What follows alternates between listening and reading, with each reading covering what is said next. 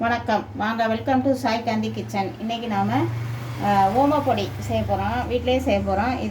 இது வந்து நம்ம கடையில் வாங்கினோம்னா ரேட் அதிகம். ஆனால் வீட்டில் செஞ்சோம்னா சிம்பிளாக ஈஸியாக செஞ்சிடலாம். ஒரு கப் கடலை மாவு இருந்துச்சுன்னா போதும். நம்ம வீட்டில் எப்போதுமே மஞ்சத்தூள், பெருங்காயம், ஓமம் எல்லாமே ரெடியாக வீட்டில் வச்சுருப்போம். ஒரு டீ போடுற டயத்தில் நம்மளால் இந்த ஸ்நாக்ஸை வந்து ஈஸியாக பசங்களுக்கு செஞ்சு கொடுக்க முடியும். அதாவது குழந்தைங்களுக்கெல்லாம் கொடுக்கணும் அப்படின்னா எண்ணெயெல்லாம் கலப்படமாக இருக்கும். நம்ம வீட்டில் செஞ்சோம்னா நிம்மதியாக செஞ்சு கொடுக்கலாம், ஆரோக்கியமாக இருக்கும். அதனால் இன்றைக்கி வந்து நம்ம ஓமப்பொடி செய்ய போகிறோம். இதுக்கு தேவையான பொருட்கள் என்னென்னா, நான் ஒரு கப்பு கடலை மாவு எடுத்துட்டேன். வீட்டில் மிஷினில் அரைச்ச கடலை மாவு தான், வேறு எந்த மாவும் கலக்க போகிறது. இது வீட்டில் அரைச்சி சலித்து ரெடியாக வச்சுக்கோங்க, அப்போ தான் வண்டுலாம் வராது. இதுக்கு தேவையான பொருட்கள் என்னென்னா, இந்த ஓமம் கொஞ்சோண்டு எடுத்திருக்கேன், மஞ்சத்தூள் கலருக்காக மஞ்சத்தூள் எடுத்திருக்கேன், பெருங்காயத்தை, கட்டி பெருங்காயத்தை இந்த மாதிரி கரைச்சி வச்சுருக்கேன். இதுக்கு தேவையான அளவு உப்பு. இப்போ வந்து எப்படி மாவு பிசையலாம் அப்படின்னு பார்க்கலாம். ஃபஸ்ட்டு ஒரு பவுலில் வந்து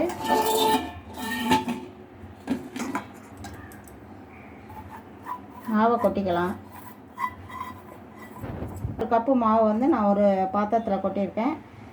இப்போ வந்து நம்ம தேவையான அளவு உப்பு போட்டுக்கலாம்.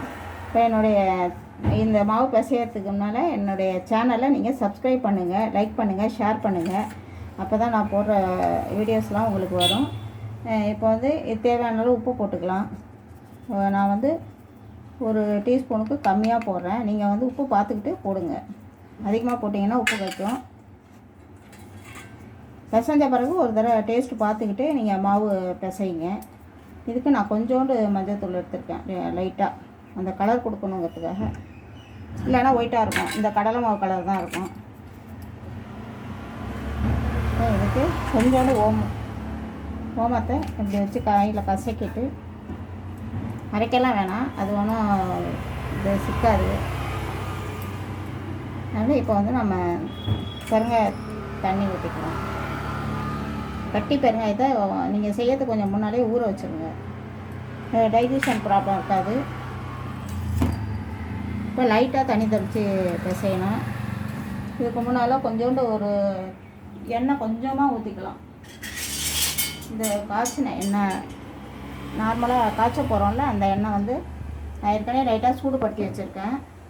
அந்த எண்ணெயெல்லாம் கொஞ்சம் ஊற்றிக்கலாம். எந்த எண்ணெய் நீங்கள் சமைக்க, கடலெண்ணெய், நல்லெண்ணெய் எதாக இருந்தாலும், கடலெண்ணெய், கோல்டு வின்னர் எதாக இருந்தாலும், ஒரு கொட்டை புளி, கொஞ்சமாக புளி எடுத்து அதை வந்து கல் போச்சு அதை வந்து எண்ணெயை நீங்கள் முறிச்சிடுங்க. ஏன்னா எண்ணெய் வந்து உள்ள எண்ணெயில் உள்ள கெமிக்கல்ஸ் எல்லாம் அது வந்து எடுத்துருவோம், நச்சுத்தன்மையெல்லாம் அது எடுத்துருவோம்.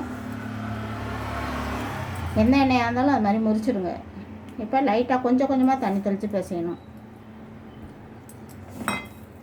மாவு வந்து எவ்வளோ தூரம் கட்டியாக இருக்கோ அந்த அளவுக்கு எண்ணெய் குடிக்காது. தனியாக போயிடுச்சு அப்படின்னா எண்ணெய் குடிக்கும், வெந்துடும், ஆனால் எண்ணெய் குடிக்கும்.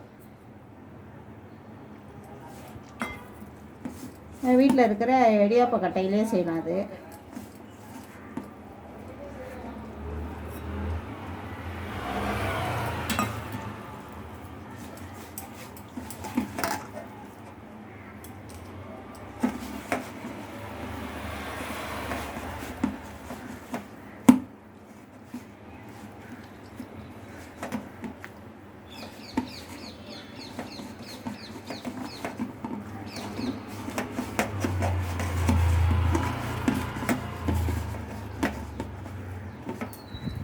இப்போ வந்து மாவு வந்து நல்லா எல்லாம் மசாலாலாம் மிக்ஸ் ஆகிடுச்சு, மாவு பிசைஞ்சாச்சு. இப்போ வந்து கொஞ்சம் கொஞ்சமாக நம்ம வந்து உருட்டி வச்சுக்கலாம். அந்தந்த நேரத்தில் கை கழுவிட்டுருக்கானா இந்த மாதிரி கொஞ்சம் கொஞ்சமாக எடுத்து வச்சுக்கிட்டோம் அப்படின்னா அந்த உரலில் போட்டு நம்ம எடுக்கிறதுக்கு சரியாக இருக்கும். பிரிச்சுக்கலாம் அதை.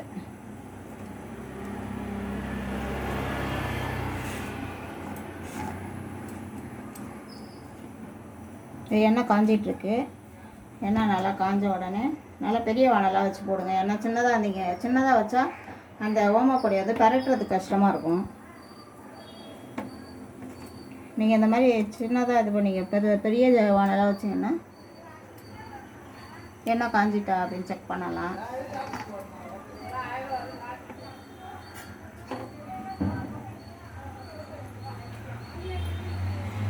எண்ணெய் இன்னும் கொஞ்சம் காயணும்.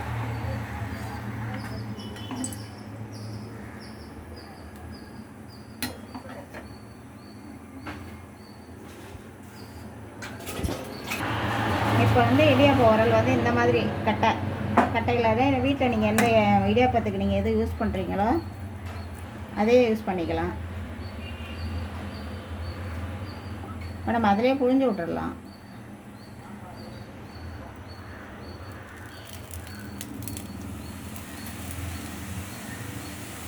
அவ்வளோதான்.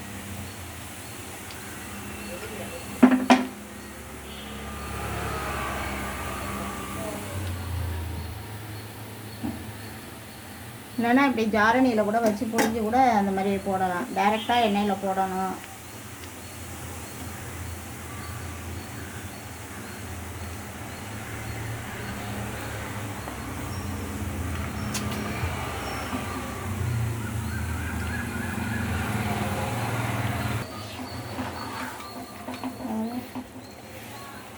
இப்போ வந்து பரட்டி போவோம். நல்லா வெந்த பிறகு பரட்டி போடுங்க. இந்த பபுள்ஸ் எல்லாம் அடங்கின பிறகு தான் எடுக்கணும். அவசரப்படக்கூடாது.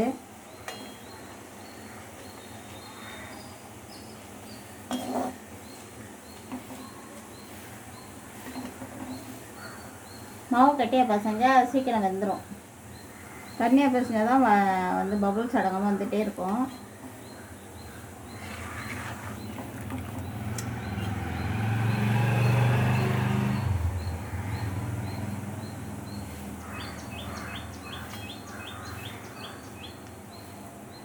இப்போ நல்லா இதாகிடுச்சு. சலசலப்புலாம் அடங்கிடுச்சு. இப்போ எடுக்கலாம்.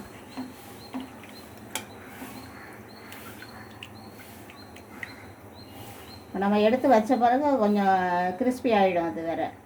அதனால் கரெக்டாக பார்த்து பதமாக எடுக்கணும். ரொம்ப விட்டுட்டோம்னா கருகி போய்டும். செவந்த மாதிரி ஆகிடும். மறுபடியும் நீங்கள் இங்கே டிஷ்யூ பேப்பரில் வைக்கிறப்ப கலர் சேஞ்ச் ஆகும். இது சரியான பக்குவம். இது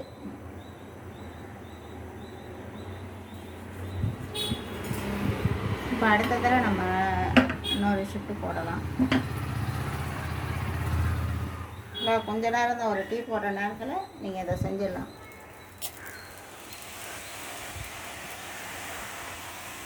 புளியது ஈஸியாக தான் இருக்கும். கட்டையில் போடுறதுனால புளியது ஈஸியாக தான் இருக்கும். இது மாதிரி மரக்கட்டை யூஸ் பண்ணுங்கள்.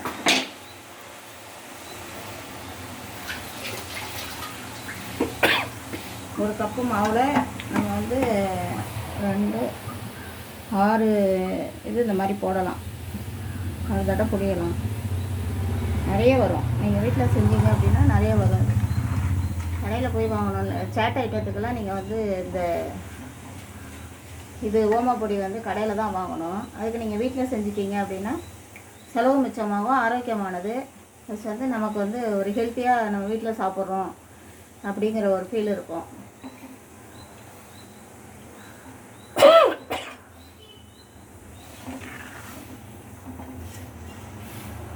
நிறைய பேர் வந்து என்னுடைய சேனலை சப்ஸ்கிரைப் பண்ண பார்க்குறீங்க. ஆனால் நீங்கள் சப்ஸ்கிரைப் பண்ணி வச்சுக்கிட்டீங்க அப்படின்னா ரெகுலராக நான் ஒரு டிஷ் போடுறது உங்களுக்கு வரும். பார்க்கலாம். நீங்கள் நான் சிம்பிளாகவும் ஆரோக்கியமாகவும் தான் நான் இந்த மாதிரி பலகாரங்கள்லாம் செய்கிறேன். நான் வீட்டில் ஈஸியாக நான் வீட்டில் ரெகுலராக செய்கிறதான் நான் உங்களுக்கு போட்டு காட்டுறேன். நான் கடையில் வாங்காமல் வீட்டில் எதாவது செய்கிறேன்னா அது எல்லாமே உங்களுக்கு வீடியோஸ் போடுறேன். அதனால் எனக்கு நீங்கள் என்னுடைய சேனலை பாருங்கள்.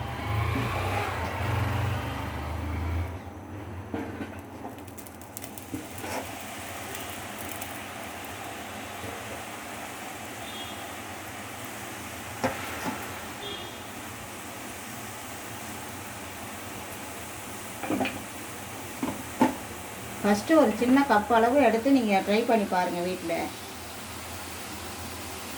அப்புறம் நிறைய மாவு போட்டு செய்யுங்க. ஃபஸ்ட்டு ஒரு 100 கிராம் அளவு மாவு பிசைஞ்சு சும்மா கொஞ்சம் எண்ணெய் ஊற்றி அது மாதிரி ட்ரை பண்ண பாருங்கள். இருக்கிறதுலே ரொம்ப ஈஸியான ரெசிபி வந்து என்னென்னா இந்த ஓமப்பொடி தான். இது வந்து எல்லாத்துக்கும் நம்ம இந்த வெங்காயம், தக்காளி, கொத்தமல்லி எல்லாம் போட்டு இந்த சுண்டெல்லாம் செஞ்சு சாப்பிட்றோம்ல, பொரியெல்லாம் செஞ்சு சாப்பிட்றோம்ல, அதுக்கு வந்து இந்த காரப்பொரிக்கு வந்து இது வந்து நம்ம கடையில் தான் வாங்கி யூஸ் பண்ணணும். இது வந்து நம்ம வீட்டிலேயே செஞ்சுட்டோன்னா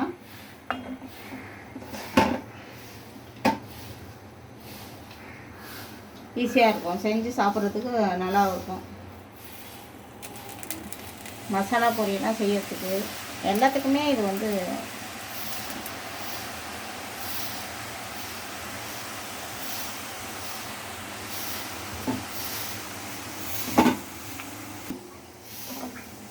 இப்போ வந்து வெங்காயம் தக்காளி எல்லாமே கொஞ்சம் மலிவு விலையில் கிடைக்கிது. இந்த மாதிரி டயத்தில் இந்த மாதிரி ஓமப்பொடி செஞ்சு வச்சுக்கிட்டிங்கன்னா அதில் வந்து அந்த பொரி ஒரு பாக்கெட் வாங்கினீங்கன்னா இந்த வெங்காயம் தக்காளியெலாம் கட் பண்ணி போட்டு கொத்தமல்லிலாம் போட்டு லெமன் போட்டு இந்த ஓமப்பொடியை போட்டு பொரியை வந்து வறுத்துட்டு அதோட மிக்ஸ் பண்ணி ஈவினிங் டயத்தில் பசங்களுக்கு ஸ்நாக்ஸாக நம்மளே எல்லாருமே சாப்பிட்லாம். நல்ல ஒரு ஆரோக்கியமானது கூட. நாங்கள் எங்கள் வீட்டில் அப்படி தான் சாப்பிடுவோம். அதுக்காக தான் நான் அந்த ஓமப்பொடியை அடிக்கடி செய்வேன் நான் வீட்டில். நீங்களும் செய்யுங்க, வீட்டில் செஞ்சு பசங்களுக்கு கொடுங்க. ரெண்டாவது குழந்தைங்க எல்லாம் சின்ன குழந்தைங்க இருந்தாங்க அப்படின்னா அவங்களுக்கு இந்த மாதிரி செஞ்சு கொடுத்தீங்கன்னா நம்ம சாப்பிடுவாங்க. சின்ன குழந்தைங்களுக்கு கிண்ணத்தில் நல்லா பல்லு முளைச்ச குழந்தைங்களுக்கு இந்த மாதிரி கொடுத்தீங்க அப்படின்னா எதுவும் காரங்கிற எதுவுமே கிடையாது. வெறும் கருவேப்பிலை தான் நம்ம பொரிச்சு போட போகிறோம். நல்லாயிருக்கும் சாப்பிட்றது. நம்மளே எதாவது சாப்பிட்ணுன்னு நினைக்கிறப்ப இதை சாப்பிட்லாம் செஞ்சு. ரெண்டாவது கடலை மாவு நீங்கள் வீட்டில் எப்போதுமே கொஞ்சம் அரைச்சி வச்சுக்கிட்டிங்கன்னா எல்லாத்துக்குமே ஒரு போண்டாவோ ஏதோ போட்டுக்கலாம். இப்போ வெஜிடபிள்லாம் செய்யாத அன்னைக்கு நம்ம ஒரு போண்டா மாதிரி போட்டு கூட சாப்பிட்லாம். இந்த கடலை மாவு அவ்வளோ யூஸ்ஃபுல்லாக இருக்கும் வீட்டில் அரைக்கிறது. கடையில் டைம் இல்லாதவங்க கடையில் வாங்கிக்குவோங்க. வீட்டில் முடிகிறவங்க அதை அரைச்சி வீட்டில் வச்சுக்குவோங்க. நல்லா சளிச்சு வச்சுக்கிட்டிங்கன்னா ஒன்றுமே ஆகாது. எவ்வளோ நாள் வேணாலும் இருக்கும். அப்பப்போ வெயிலில் எடுத்து காய வச்சு வச்சுக்கிட்டிங்க அப்படின்னா நமக்கு வந்து என்ன சைடிஷ் செய்யறது அப்படின்னு நம்ம தவிக்க வேணாம். ஒரு காராச்சவு போட்டுக்கலாம், ஒரு ஓலை பக்கோடா எல்லாமே போட்டுக்கலாம் இந்த கடலை மாவு வச்சு. இந்த பாருங்கள், ஒரு கப்பு தான் நான் மாவு எடுத்தேன். எவ்வளோ இருக்குது. இதை நம்ம கடையில் வாங்கினோம் அப்படின்னா ரொம்ப ரேட் அதிகம். எதுக்கு நம்ம இவ்வளோ காசு கொடுத்து வாங்கணும்? நம்ம வீட்டிலே எல்லா பொருளும் இருக்கிறப்ப நம்ம வீட்டில் செஞ்சு கொடுத்தா நல்லது.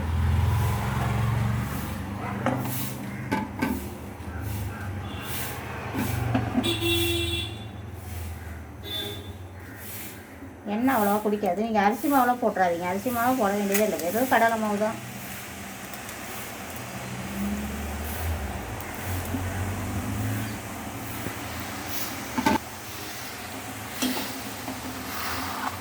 ஒரு கிலோ கடலை மாவில்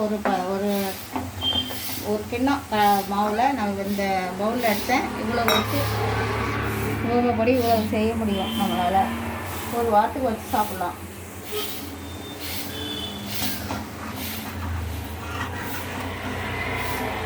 நீங்கள் பெரிய பாத்திரம் வச்சு செய்யுங்க. சின்ன பாத்திரம் அப்படின்னா பெரட்டை கொள்ளலாம் ரொம்ப சிரமமாக இருக்கும். எண்ணெய் கம்மியாக ஊற்றினா கூட பெரிய பாத்திரத்தில் வச்சு பலகாரம் வந்து பெரிய பாத்திரத்தில் வச்சு தான் செய்யணும். இல்லைன்னா கவுந்துரும், ஏதாவது ஒரு இதாகிடும்.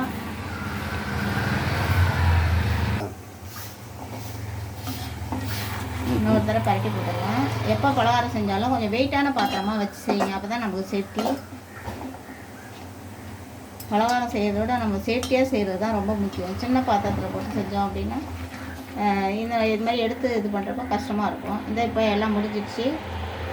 ஓமப்பொடி தயார். வீட்டிலையே எவ்வளோ ஈஸியாக செய்யலாம் பாருங்கள். இதே மாதிரி ட்ரை பண்ணுங்கள். ட்ரை பண்ணி வீட்டில் உள்ளவங்களும் செஞ்சு கொடுங்க. என்னுடைய சேனலை சப்ஸ்கிரைப் பண்ணுங்கள். சாய்காந்தி கிச்சன் சேனலை சப்ஸ்கிரைப் பண்ணுங்கள், லைக் பண்ணுங்கள், ஷேர் பண்ணுங்கள். உங்களுடைய ஃபீட்பேக் எழுதுங்க. இப்போ சுவையான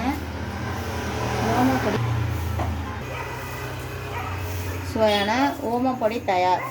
இதை சாப்பிட்டு பார்த்துட்டு டேஸ்ட் எப்படி இருக்குன்னு சொல்லுங்கள். இதை முந்தின வீடியோவில் நான் வந்து இந்த கைமுறுக்கு செய்கிறது எப்படின்னு போட்டிருக்கேன், விவரமாக போட்டிருக்கேன். அதை வந்து பார்த்து அதை மாதிரி வீட்டில் செய்யுங்க.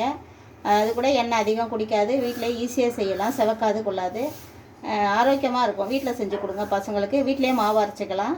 ஒரு கப் மாவு போதும். எல்லாமே பலகாரம் வீட்டில் செஞ்சு ப்ராக்டிஸ் பண்ணுங்கள். இந்த வீடியோ பார்த்ததுக்கு ரொம்ப தேங்க்ஸ்.